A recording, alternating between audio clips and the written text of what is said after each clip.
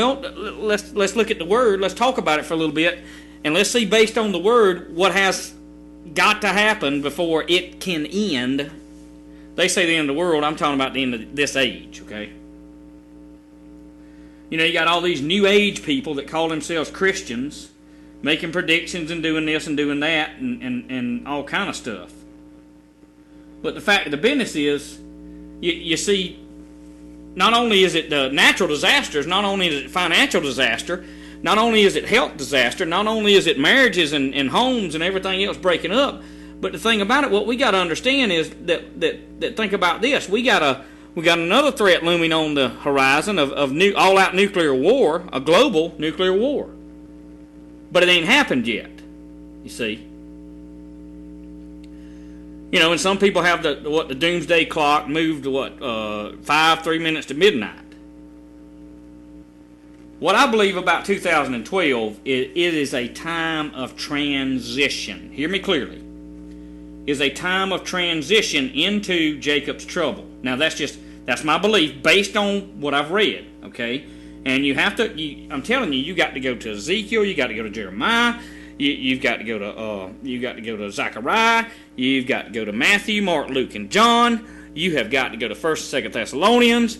You have got to go to the book of James. You've got to go to the book of Revelation, the unveiling of Yeshua. All these things, you got to look at them. Isaiah, you got to take them all and put them in a bundle, okay, and begin to peel back that bundle little by little to understand where we're at. And I believe that 2012 is the transition into Jacob's trouble. And see, the book of Revelation, or the unveiling of Yeshua, it is the final book in the 66-book Bible, okay? And it's the unveiling or laying open of Yeshua, which is the Word, okay?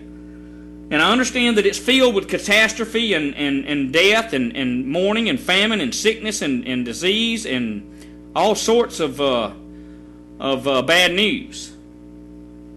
But at the same time, what we got to understand is this is part of Yahweh's plan to bring about the refining of His elect and to bring about judgment upon the world that have refused Him. Okay? And see, here's the thing we got to know. We got to begin to know and understand symbolism. If we don't understand symbolism, we'll never understand the things that are hidden in that book of Revelation. Because see, it says if it's hid to the lost. It's not hid to us. But we gotta for number one, we gotta be in a place with Him in living right to understand it. And I have failed many times in being in that place where I ought to be. And by that being said, I've failed you in many ways, but at the same time, I've had success in many ways. Now, I make a solemn promise to you. Now, I'm doing my very best by way of what He has told me in the last day or two, not to fail you anymore, and not to fail my family, and not to fail anyone in terms of being able to understand the Word, to be able to follow it, live by it, no matter how much the cost is. But the symbolism and the understanding of what John wrote about Yeshua, we want to look at it just for a few minutes, okay? Because there's a lot of great deceptions going about this nation, especially with all the Christian denominations and you know, with the Jewish synagogues for that matter, in terms of understanding what's going on. But let's begin. Let's begin and look at about the four horsemen, okay? Let me get turned there. Hold on just a minute. I'm thinking out loud here. Let's think about this now for the just for the four horsemen, okay? In the book of Revelation. Let's just go there. For example, okay, I lost my spot.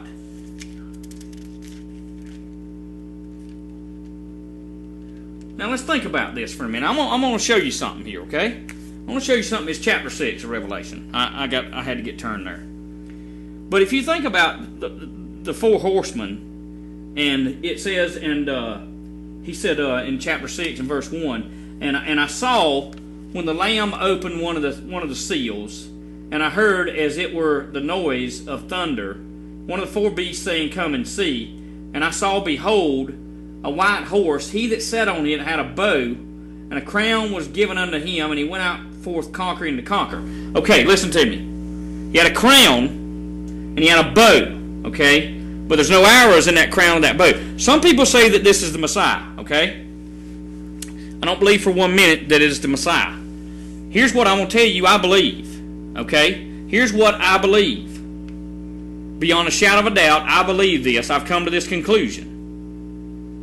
That the white horse represents false Christ or false messiahs and false religion across the globe. This is my conclusion I've come to. Okay, and that's just all there is to it, because it seems to be pure and white. It's actually to me it's actually in place of the Messiah. And what does the Antichrist system or the false religion do? It tries to take the place of the Messiah. So I believe that the rider on the white horse and the crown with him to conquer. In other words, it puts people in submission under a false religion and got them serving another Yeshua. 2 Corinthians chapter 11, Paul said it, and many other places. I believe it beyond a shadow of a doubt. But let's move on from there. And when he opened the second seal, heard a second beast saying, "Come and see." And there went out a horse that was red. Power was given to him to take peace from the earth, that they should kill one another, and given a great sword. Now listen to me. See, to take peace from the earth and people kill one another and there's given a great sword, I would say that the first two seals have been opened. Hear me? Based on my understanding, I believe those two seals are open. Now listen to the reason I say this. Okay? Because there are many false religions out there right now that seem to be Yeshua. They seem to be Christ, but they're in place of, they have replaced him. And how many people are being conquered by it are under the rule and thumb of that religion as if it is Yahweh, as if it is Yeshua. Ladies and gentlemen, I would hate to even think about trying to figure out how many millions. And listen, whether it be the people that follow Allah, whether it be the people that follow the Pope, whether it be the people that follow a Baptist preacher, Church of God preacher, or a Jewish rabbi, listen to me. They are all under the false pretense that they have the Word and nobody else does. And that's why I believe absolutely that the one on the white horse is absolutely the religious system that is out there that is conquering people and putting them under submission and ruling thumbs of religion. Now, I also believe that the red horse is riding around because, let me tell you something.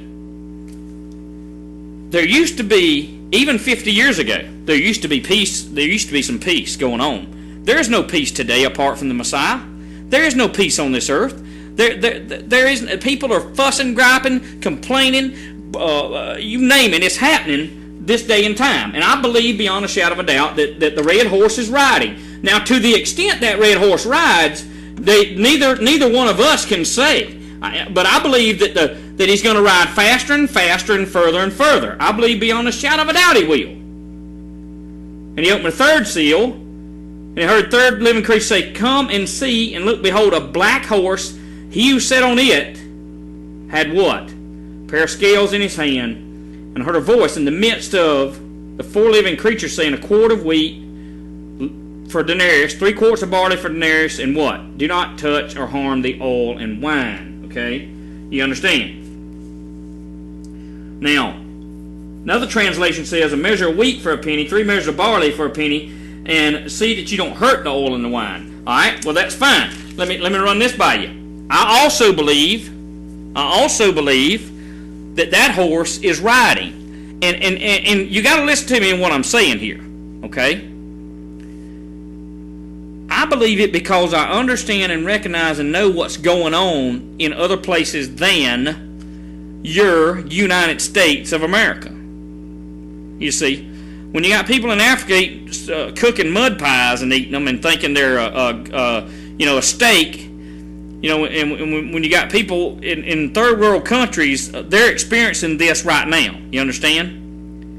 Now, the plans are on the table with the war and the slaughter to come about. Like I said, the transitional year is this year, 2012. Time of Jacob's trouble will begin, I believe. Okay? But no one understands that just because most of America has not experienced what's going on with this horse with the loaf of wheat bread and barley for a day's wage, don't touch the oil and the wine. You see, there are more people than you think of in America that are in poverty. It's just that beyond a shadow of a doubt, it's being hidden by the demonic portions of the internet. It's being hidden by the demonic portions of the media on television. Because guess what? They never will tell you the truth. They won't come clean, because if they did, they would lose their job, you see. And they've got a job to do, and that job is to work for Satan as a minion and a puppet. You see, Yeshua being the revelator, or the one that lays things open and bare, he is the one that's in control of these things that takes place, okay? Now, what you also are going to experience, and I hope Cindy hangs on to this, and this recording stays alive till the end of this year, what you're also going to experience is this, that America in and of itself shall not escape these horses that are riding, okay? Listen to me. Why would all these other nations be experiencing them like they are, and America escape it? Because the fact of the business is that America is nothing but a melting pot and a cesspool of wickedness, okay? It is not the home of the free and the brave. Although July the 4th is coming up tomorrow and people will shoot fireworks and fly their flags, they don't have anything to do. The Messiah's not impressed with fireworks. The Messiah's not impressed with flags. The Messiah's impressed with people that will humble themselves, repent of their sins, and they'll turn and they'll repair things that are broken. They'll begin to serve Him, not only in language but in step. You see, that's going to be your salvation, because these horses are soon to come and hit America in a major way. And I'm going to tell you something. When the horse rides, it's some big hooves, okay? So listen up to me what I'm saying now, okay? See, one of the things we got to know and understand of understanding biblical prophecy is that, listen, it will interpret itself. It absolutely will interpret itself. You see? And he even tells us the meaning of the horsemen. He tells us the meaning of them. You see, and let me go ahead and get to the pale horse, and then I'll come back and talk to you a little bit. And I looked, and behold, a pale horse, and his name that sat on him was Death, and hell followed him. Power was given unto him, fourth part of the earth, to kill with sword, with hunger, with death, with the beast of the earth. Listen to me. With sword, with hunger, with death, with the beast of the earth. Now, some people might say, "Well, Billy, that's only a fourth part of the earth." Well, ladies and gentlemen, that what you got to understand and realize is that as far as that horse goes, that horse has been working for a while in the Middle East and third world nations. But see, that horse is also going to come to America. And it's going to bring about death, and it's going to bring about a lot of people in hell. And there's going to be a lot of killing going on with the sword. See, the thing about it is people don't understand that America's not experienced a lot of killing with the sword, other than you had the war between the states. But I'm telling you right now that there's going to be disease rampant in America. There's going to be plagues in America. There's going to be babies that literally will starve to death. There's going to be people cooking their own children to survive in America. I mean, it's going to be brother against brother, and in some households, they'll literally be turned against each other to hand them over and gain favor so that they won't starve to death. I mean, these things are coming to America, ladies and gentlemen. But the fact of the business remains is that America thinks she is above it, and so do the people that live therein. Okay? But the thing about Yeshua is he's always made a level playing field. The thing about Yahweh, he's always had balanced scales. You know, you've seen these scales at the Just Supreme Court and all these judge chambers and all that. And the scales are not balanced, but Yahweh's is. And he's going to, I'm tell you something, he's going to deal with everything. And that's what puts the fear of Yahweh in me this night as I speak to you, is because he says we'd better not be found sleeping. He said we'd better have faith when he returns.